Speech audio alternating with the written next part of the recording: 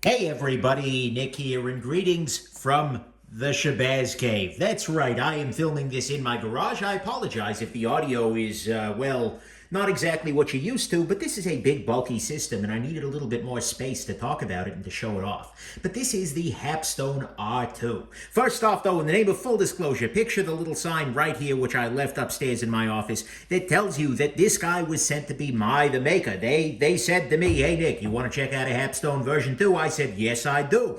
But of course, I'm going to talk about the good, the great, the bad, the ugly, might be gem, might be junk. They still sent it along. Nonetheless, we do have to assume this is the very best quality controlled one of these guys ever, and I'm doing my best not to let that affect the nature or quality of my review, but there you go. Next thing, size comparison. Here it is against the Spyderco Delica. What we see here is this is substantially huge-dacular.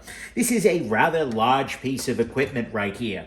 And so, yeah, it's also a pretty heavy piece of equipment right here. This is a beefy system, and that's a good thing and a bad thing.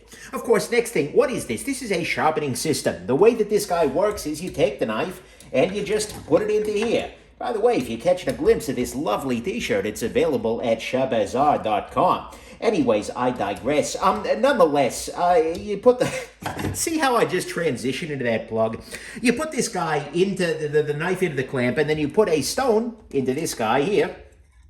And then you just run it back and forth along the stone there. I just mounted that exceptionally poorly. Do better than me. But still, this is how this works. It is a guided angle sharpening system allowing you to, well, sharpen knives beautifully. So that's what that is. And I've actually reviewed a prior version of this. I reviewed the Hapstone K1 already. And this actually is designed, the R2 here is designed to replace that entirely. It also replaces, I gather, what is it, the R1? This is sort of one of their top-of-the-line units right now.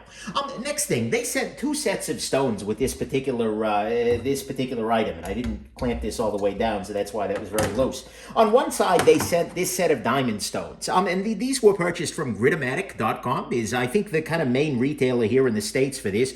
But this is the set of diamond stones, and then the other set that they sent along are the Venev Centaur bonded diamond stones. So the diamond one actually has 3 grits basically to it. You've got yourself, as it is very helpfully labeled on the back, a 200, a 600, and a 1000 grit. Whereas with the Venev labeled along the side here, you get, this is the high-end one, which is 1000 and 1200 grit.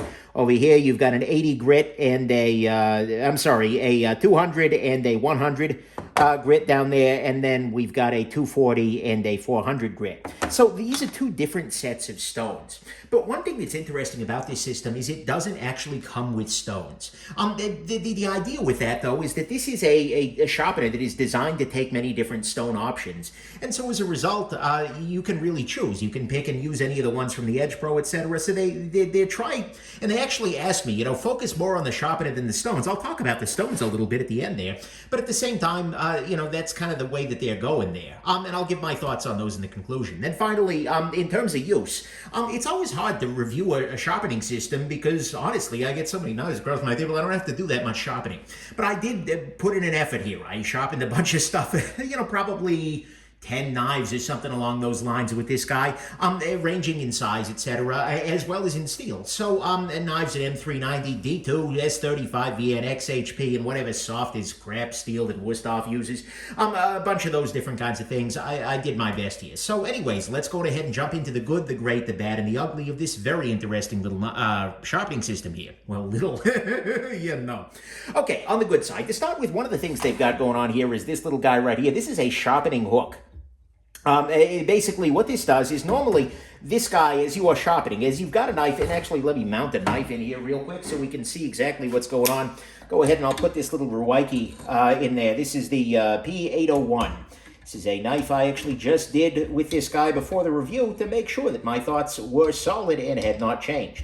But anyways, what you do is you use this little screwdriver here, and then you crank it into place. And now at this point, this is actually pretty secure. This ain't going anywhere, which is a beautiful thing. But anyways, as you are actually going, sharpening this guy, as you're using this, you're going to be going back and forth, back and forth, back and forth across the edge. And I'm not going down on there because actually the knife is very, very sharp. And, you know, I just did this angle. So anyways, but you're going back and forth. And then at a certain point, you're going to want to set this down, right? And they've given you this little hook here such that if you just put that hook back there, it just stays. It hangs out in the air. And this is actually a little quality of life thing, but it is a big quality of life thing. This does make a substantial improvement as to your life, and that's a beautiful thing. Next thing, speaking of quality of life improvements, one big one that they've given us are these guys right here. These are little stop collars, actually, but what they're designed to do, and I actually complained about this in my first review of the K1, was it, I think, that if without these, I can pull this clear off the blade. I can just pull this right out of the system. And that's not great, because you end up punching yourself in the stomach, and you end up falling off the back of the stone. With this stop collar, I just put this on there, and note the spring, I put this on there, and I put it so that the very edge of the stone is at the very edge of the knife, and then I just put this in place. What this means is, with these dialed in properly, and actually I can move this one up forward, I can basically set the travel of the stone, and then as I'm pulling, it's just like dink, dink, dink, dink. Call it the collar, call it the collar, call it the collar. And of course, you're going to want to be a little careful with it, but still, this allows you not to come flying off at any point, and it works really, really well. I'm glad that they added those stop collars in. That's a great thing. There's also this little unit down here, which I believe to be a stone thickness compensator. Basically, as you get started, you go ahead and you put the stone that you're sharpening with, and you would do it something like this. And it doesn't make as much sense with these diamond stones because they don't wear that much, at least to my knowledge. But you put that in there, just like so, and then you tighten down what is effectively a drill stop collar. Beautiful. And then if you go later on and you sharpen with a stone that is a little bit more thin, you can actually rotate this up and then basically use that to change the angle. Well, I'm sorry. What you'll do is you'll change you'll fix this in place and then use that rotation, change the angle. I believe this to be a stone thickness compensator. I don't have any stones that have thickness loss to demonstrate it, but still, it allows you to keep one consistent angle, even if all of your stones are not the exact same thickness, which would make sense. That's a problem, geometrically speaking. Hold on, one of my lights just went out. Great, here we go. A little more light on the subject here. So that's good. Next thing, this has a good variety of angles. What we see here is we can go from a very, very low angle. If I put this guy all the way down, we can go from, you know, this very shallow angle all the way up to a very high angle here. This gives you actually a fair amount of, well, options, right? And given that the way you're going to want to use this guy is using the Sharpie trick, where you put a Sharpie, a little bit of line on the blade here, right along the edge, and then you basically dial it in such that as you are using this, it needs to go a little shallower. I'm just trying to make it so that the stone itself, which I've now resigned myself to resharpening, there we go, that's the angle. Right now, the stone is removing all of the Sharpie from the edge of the blade there, and so this is my correct blade angle. But anyways, it gives you a nice range, allowing you to work with a variety of factory sharpening angles, which is a beautiful thing. Next thing, this is compatible with a bunch of different kinds of stones. I mean, you can see here that just the two they included here are very different, right? One's much thicker, one's much thinner, but the whole thing, it works by this whole thing. And actually, I'll pull the stop collar off so I can show you this in a little more detail. So what we've got here is this little area here. To remove a stone, you just pull back on this. That pops it out, and then to put another one in, you do it this way. And the way that these stop blocks are done, they can actually hold pretty much anything. In this case, I've got it dialed in so that it'll do both the diamonds and the Venevs there. But if you've got a much shorter stone, like for instance this stone that I just stole from my KME upstairs, which is another sharpening system. This is a fine 600 grit stone. It is in fact a fine stone. It also happens to be fine grit. But anyways, you can pinch this down such that the KME stone will still work.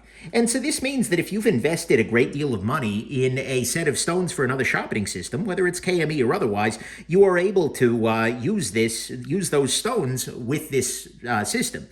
Edge Pro users have a very straightforward path for this guy too, because it uses a very similar form factor, which is a beautiful thing. So I like that very, very much. Next thing about this guy that I like very much are the size of the stones.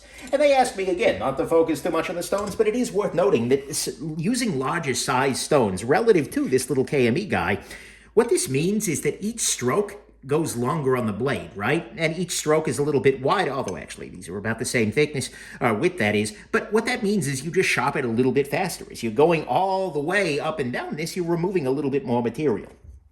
Wear is spread out a little bit more. And so although the compactness of the KME is definitely an advantage, having these large stones make this guy cut a little bit quicker, right? These diamond stones actually cut pretty remarkably quick. The 200 grit with that large size, yeah, that's pretty nice. Along with the dink, dink, dink, dink. Whoa there, he says, throwing things onto the righty. Anyways, there's a reason there's not a super expensive knife on there. Not because I wouldn't use it with this system, but because I'm going to be an idiot during review. Next thing, this guy actually has two different approaches to clamping. I'll go ahead and I'll remove this Ruwaiki here because we've kind of seen what we need to see there, and the poor thing has been through a lot already tonight, let's be real. But this has multiple approaches to the clamping. The other approach that you can run...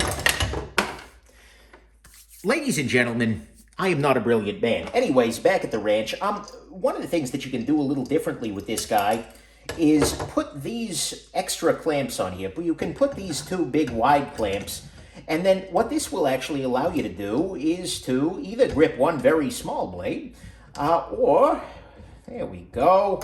If I put the other one onto the other side here, and I'll go ahead and I'll do that just for grins.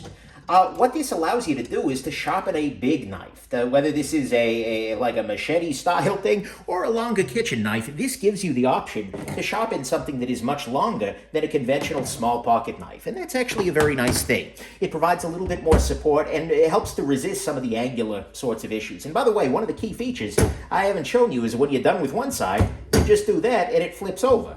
Right? And you can adjust the fliction, the amount of force required for that right here, which is a beautiful thing. But I like the multi-clamp approach very, very much. Then finally, on the good side for this guy, one of my complaints with the last K1 was that the set of stones they sent me was not really able to do a mirror. This absolutely is. Oh yeah, check that mirror edge out. And this is, by the way, something I knocked this edge out in like probably 15 minutes. Or something like that right before this review. So this is absolutely capable of doing a very nice mirror edge. So to me, all of that is the good. It's that it's capable of a mirror edge with the Van Ev stones, although not so much with the diamonds. The diamonds put a finish much more akin to this on there. It has a... multi-clamp approach, which is very nice. Larger size stones. It's compatible with other kinds of stones from other brands. It's got good angle variety along with the stone angle thickness compensator here, along with a set of stop collars and the little parking hook. On the great side to me is this base station. This is beefy. This is serious freaking business right here. This base station works really well and it's very steady. Even using this guy, even really kind of trying to... It stays in place and it holds things very securely and the whole system feels very secure. There's not much in the way of jumping back and forth. It's not going to accidentally come unstuck in this way. This ends up being a relatively secure system, and especially for a larger knife, this base can be very nice. And it's metal, it's got rubber feet on there. This is just a pretty solid piece. And it secures the knife well, rotating is easy, and even changing the angle is very easy. All of the component pieces feel very durable. And so to me at least, what's great about this guy is not only the base station is very nice, but the whole thing just has a feeling of metallosity. That's not a real word, but it is now. It has a strong feeling of just like durability as well as heft and such that holds things very securely and ends up working great. On the bad side, to start with, of course, one thing that's worth noting is that these kinds of guided systems are great, but they're not crucial. Remember, you can get just as good of an edge using a good old-fashioned bench stone and some skill. What these allow you to do is to use a little bit less skill and still get a really nice edge. And you can, by the way, get an absurdly good edge on this guy. There is no question, but you can do that with any good sharpening system. Or sharpening stone. Next thing, price on this guy is not amazing. You are looking at $270 for just the kit without a set of stones. If you want to get this set of diamond stones, you're at $295 on the Hapstone, or I'm sorry, the Gritomatic site at the moment. And by the way, $295 is only $25 less than the KME Deluxe kit with a full set of diamonds, etc. So, this is absolutely not a cheap sort of an affair. I could not actually find the price on the Gritomatic site with the Centauri stones. However, I saw them at $585 on Amazon with this system here and the Centaur stones. So that's considerably pricier. And that does let you get an incredible edge on these guys, but still, that's a lot of freaking money. And the price on this guy is not a bargain. Next thing, this does not allow a whole lot of ergonomic options. Sort of, this has one approach to using it, and that's this. Back and forth, back and forth. And by the way, note that you can stab things. That's kind of a factor here. Well, of course you can. It's a freaking... These are nice, but you can do that with the sharpening system, right? You want to be careful about what's behind you. You don't want to put this thing through the freaking drywall. Anyways, so this is definitely kind of one fixed ergonomic position. You're just doing this over and over again, as opposed to something like the KME, where you can kind of lift it off and use it in a different way to kind of mix up the this is a repetitive stress injury waiting to happen. Not a bad thing, but it is a thing. Next thing, a lot of these things, although they've got hand screws for these back parts here, all of the clamp actions are requiring an actual head here. This is using, let's see here, a 4x100 millimeter, looks like hex of some variety or another. And so no doubt you could find your own here, and it comes with some set of tools here, and I assume it will come with for everybody. In fact, I think it comes with, oh no, this is for a different... No, that works for it too. And so look, you can leave that in there. It's not, actually you wouldn't want to because it's going to be right in the way. But still, you can leave it with the system, but it does require extra tools rather than just a hand-based sort of affair. Do keep that in mind. Next thing, this guy has a couple of missing features relative to some of the competition, in that it has no case. What I mean by that is there's just like, it just sits like this. This is its native state. You can break it down some, by the way. You can use these, you can separate this, make this rod shorter, you can collapse it down, etc. You can disassemble it in the same way that you can assemble it, but it is definitely, it's a bulky thing. There's also no tool for dealing with serrations. When you've got a curve on the knife, these kind of flat stones aren't going to work great. You can probably use somebody else's serration stone, because the way they've done it here, that's a thing. There's not any stone storage to it. They were just not great. I'm sorry, I just talked about a recurve stone. There's no serration tool either, although very often those end up being the same thing, right? But nonetheless, there are a couple of little missing features here, although it's worth noting that they fixed a number of the issues from the K1. Next thing, this does not have a rubber jaw. If I show you this guy right here, I'll pop it open just a little bit more so you can see. But if we look inside of this, what we see here is this is just metal, right? This is just a chunk of metal. And that metal grabs quite effectively. It's got a little bit of some kind of paint or a coating or something on there, and it grabs, and if you put enough kind of force into closing it down, you will be in there securely. But I do kind of like the rubber jaws on the KME. It just makes it a little bit easier, especially if the surface at the edge, either if you've got a full flat grind, where there is no flat area up here, where there's no flat, do I have something?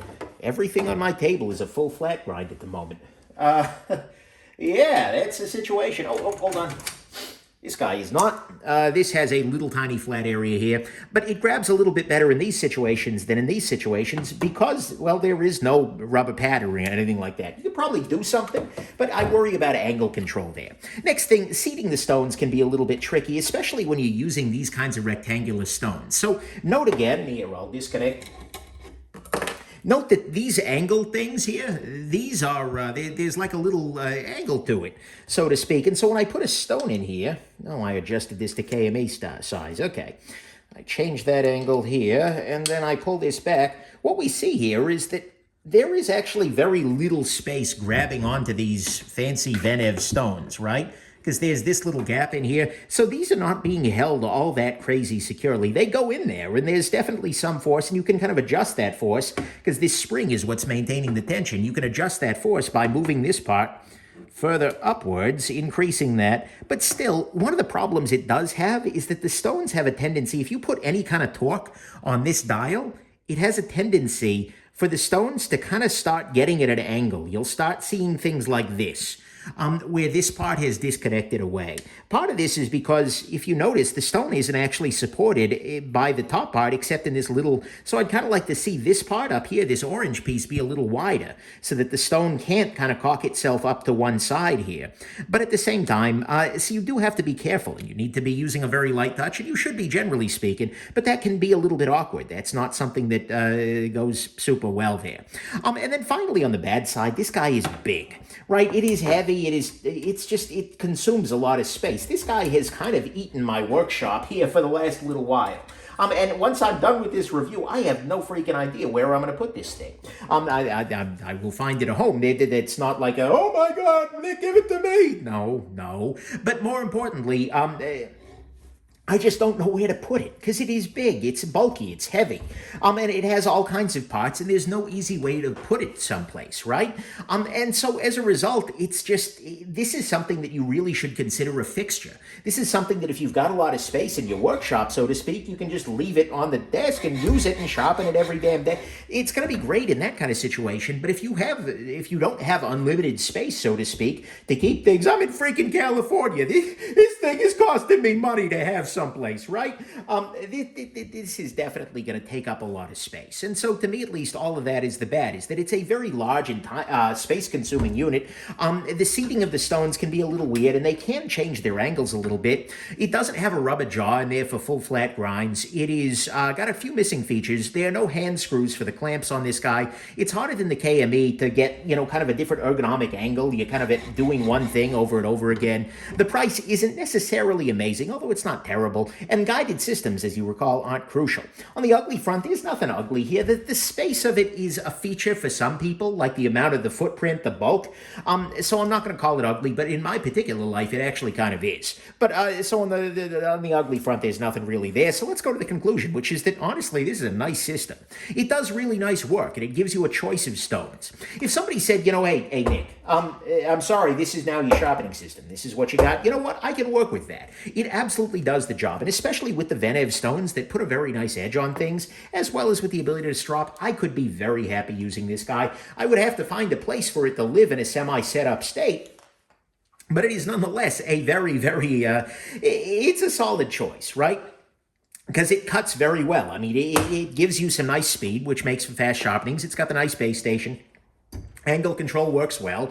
It is a very nice choice if you already have a set of stones that you love in a system that maybe you don't so much.